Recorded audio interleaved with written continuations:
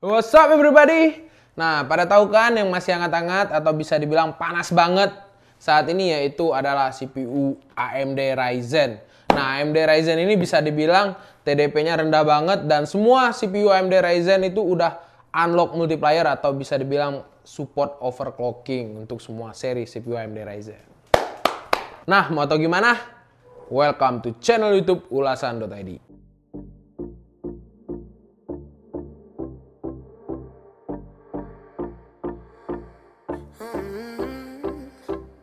Coffee cups and cigarettes laying around the room.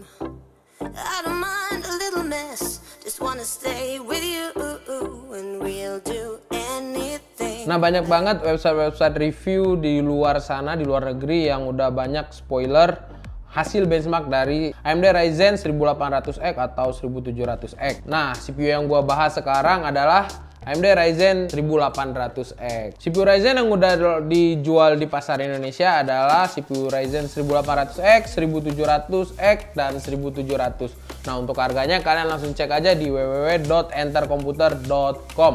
Nah, untuk perbedaannya 1800X, 1700X, dan 1700 itu tuh perbedaannya itu hanya di clock CPU. Dan untuk spesifikasi dari prosesornya sendiri itu tuh sama semua 8 core 16 thread, yang berbeda hanyalah clock CPU. Terus apa perbedaannya? Mengapa harga 1800X jauh lebih tinggi daripada 1700X ataupun 1700? Dikarenakan itu tuh binning dari AMD-nya tuh terlalu ketat. Bukan terlalu ketat, emang diketatkan sehingga 1800X mungkin bisa mencapai overclocking yang lebih tinggi, sedangkan 1700X itu mungkin tidak terlalu tinggi seperti 1800X dan seterusnya. Tapi tidak menutup kemungkinan bahwa prosesor 1700 yang non-X itu bisa berjalan 4 GHz daily untuk overclockingnya. Jadi bila kalian beruntung mungkin kalian bakal dapat CPU yang mungkin binningannya bagus. Jadi kalian bisa pasang 1700 serasa 1800X. Untuk coolernya sendiri yang disediakan oleh AMD itu ada Write Steel, Write Spire yang udah ada RGB, terus Write Mic ada juga RGB-nya. Bodo amat lah ya untuk RGB. Untuk Steel dan Spire itu clampingnya itu tuh pakai screw clamping. Jadi kalian bisa pakai obeng plus atau obeng min. Kalau untuk yang Write Mic itu clampingnya pakai masih sistem clip seperti AMD yang versi lamanya. Untuk penamaan CPU Ryzen kalian bisa lihat di sini. Nah, buat kalian yang bertanya-tanya selama ini CPU Ryzen mengeluarkan prosesor yang pakai IGP nggak? Nah, kalian mundurkan lagi slide ini. Kalian lihat di sana ada angka S. Angka S. Nah, buat kalian yang bertanya-tanya CPU AMD Ryzen punya IGP nggak nih nanti? Nah, kalian mundurkan lagi video ini. Kalian lihat slide yang terakhir. Di situ kalian lihat ada seri S. Nah, seri S itu untuk CPU Ryzen yang ada IGP-nya, tapi belum diluncurkan sekarang. Mungkin bulan depan atau bulan depannya lagi atau tahun depan, nggak tahu sih. Jadi CPU Ryzen ini emang diperuntukkan untuk pasukan kere-kere hore yang harganya murah tapi performance-nya lebih dari yang lainnya. Nah, CPU Ryzen segmen entusias ini sebenarnya diperuntukkan untuk user yang sangat membutuhkan multithreading yang ekstrim. Contohnya streamer atau yang suka main game terus di stream di Twitch TV atau YouTube atau yang lain-lainnya. Terus juga untuk editor yang sering ngerender juga bisa, atau yang sekaligus yang suka main game yang CPU bond. Prosesor ini bisa dibilang apa ya? Nggak bisa dibilang apa-apa sih sebenarnya. Terus gua mau jelasin fitur XFR. Nah, fitur XFR ini nih fitur yang sangat baru di AMD, yaitu Extended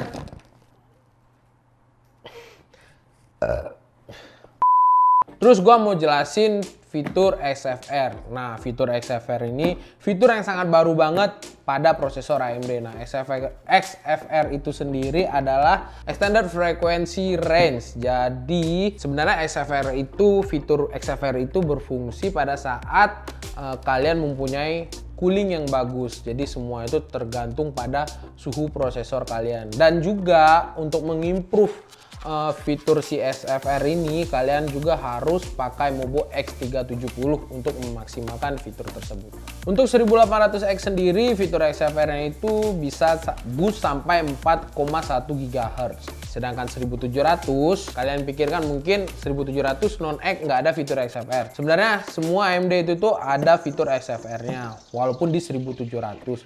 Tapi mungkin tidak terlalu tinggi seperti 1800X. Ada HP anjing. Udah lah ya. Mungkin nanti gua bakal nge-review prosesor 1700 yang non-X.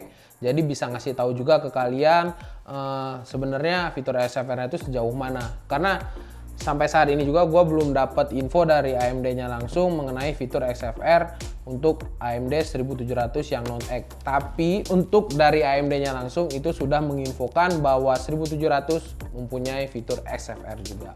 Keren. Oke, sekarang kita masuk ke bagian Mobo. Sebelum masuk bagian Mobo, gua bakal jelasin untuk chipsetnya terlebih dahulu. Chipset yang keluar adalah X370, B350, A320, X300, A300. Nah, untuk yang support overclocking adalah X370, B350, dan X300.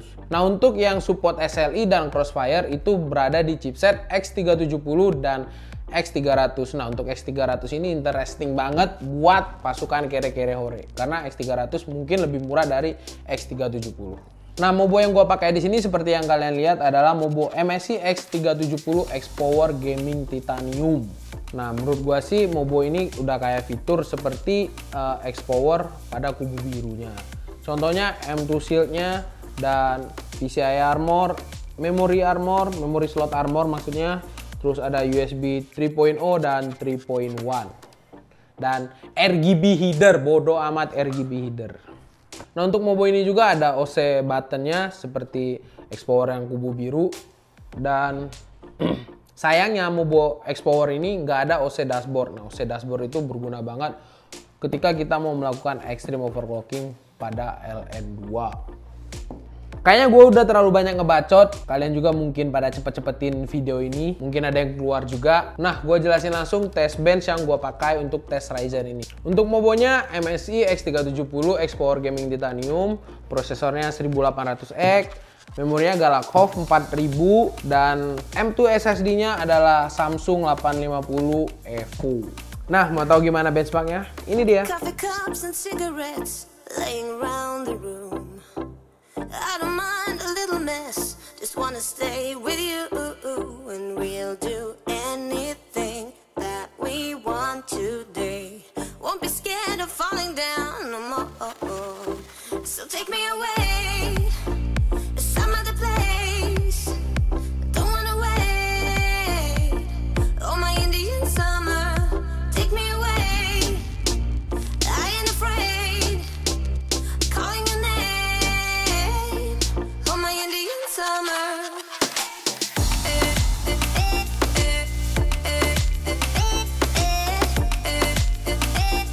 Oh my Indian summer.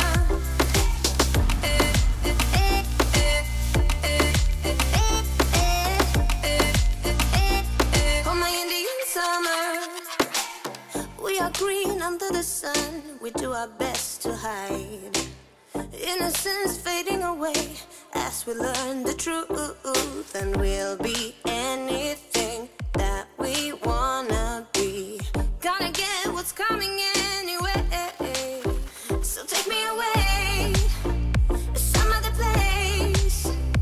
Don't wanna wait, oh my Indian summer, take me away. I ain't afraid, calling your name, oh my Indian summer. Nah, gimana menurut kalian setelah melihat benchmarknya? Ngeri nggak tuh?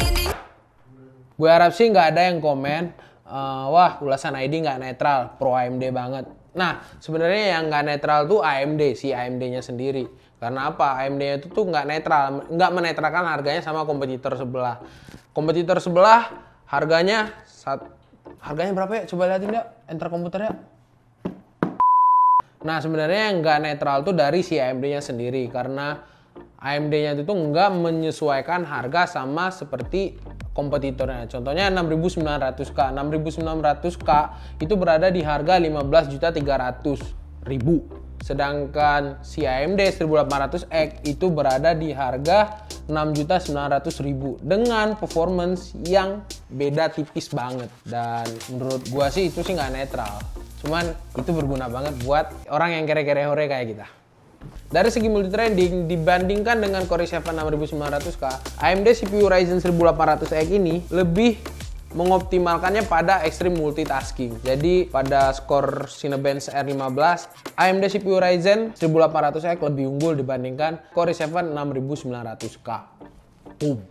Jadi buat kalian yang para streamer yang suka streaming sambil main video game, terus buat editor yang sering ngedit video, buat konten kreator YouTube, atau buat gamer yang sangat membutuhkan CPU yang core banyak, mungkin AMD CPU Ryzen 1800X ini bisa dibilang best choice.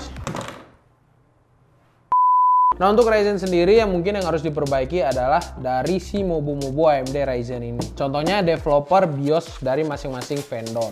Jadi bisa berjalan memori lebih tinggi lagi. Kalau untuk eMMC-nya sendiri mungkin bisa dikatakan cukup untuk saat ini karena masih tahap awal, Ryzen tahap awal. Mungkin generasi berikutnya, AMD generasi berikutnya mungkin eMMC-nya akan lebih baik lagi dan developer BIOS-nya juga lebih baik lagi dan lebih baik lagi.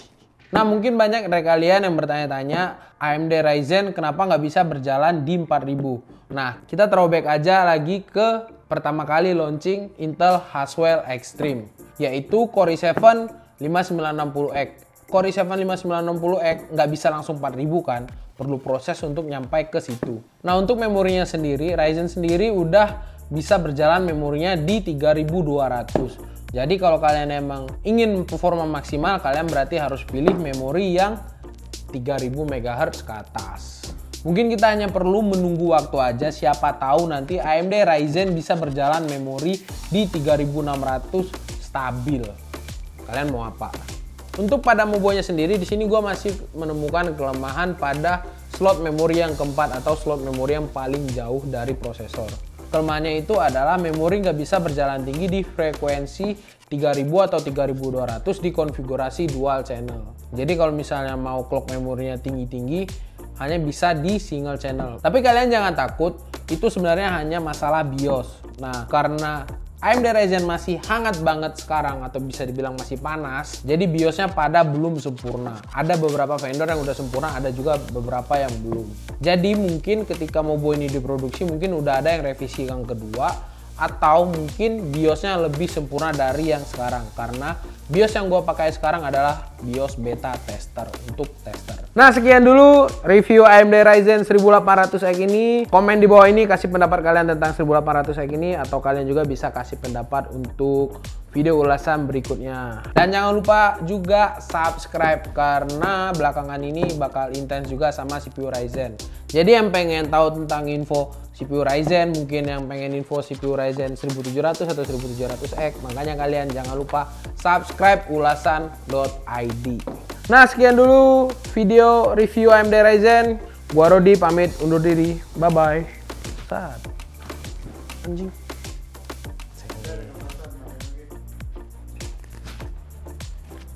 Cia, nah ada yang kalian tunggu kan? Ada yang kalian tunggu kan?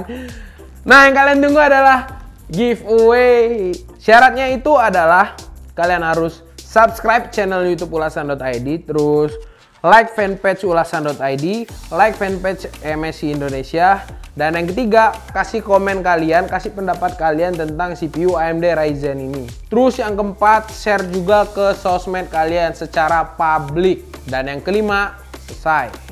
Misi kalian selesai dan tunggu aja pengumumannya di ulasan.id. Nah, giveaway ini berakhir pada tanggal 16 Maret 2017. Jadi buat kalian yang pengen dapat giveaway ini, kalian buru-buru dah. Buru-buru langsung ikutin. Caranya semua ada di kolom deskripsi. Nah, untuk hadiahnya adalah yaitu MSI DS502. Terus yang kedua ada yaitu Mouse MSI Interceptor DS B1 Gaming Mouse. Terus yang ketiga adalah lempar ke situ. Yang bertangkap ya. Terus yang ketiga adalah MSI Gaming Mousepad. Tuh. Terus yang keempat adalah boneka MSI Gaming. Barangnya belum ada di sini, belum dikirim. Yo, nyusul. Yang penting hadiah keempat adalah boneka MSI Gaming Dragon. Nih, ntar gambarnya lewat ini. Kayak gitulah pokoknya. Jadi total pemenang ada 4 orang. Dipilih secara random dan mutlak tidak bisa diganggu gugat. Dipilih oleh tim ulasan.id. Jadi buat kalian yang pengen banget gaming gear dari MSI atau gift dari MSI, kalian bisa langsung aja ikutin giveaway ini. Oh ya, ada hadiah tambahan lagi, yaitu semua yang menang bakal dapat masing-masing topi dari MSI Gaming. Jadi nunggu apa lagi? Buruan ikutan, jangan sampai ketinggalan. Ikutin syaratnya. Oke, sekian dulu video ini. Kali ini bener-bener pamit. Gua Rodi. Bye-bye.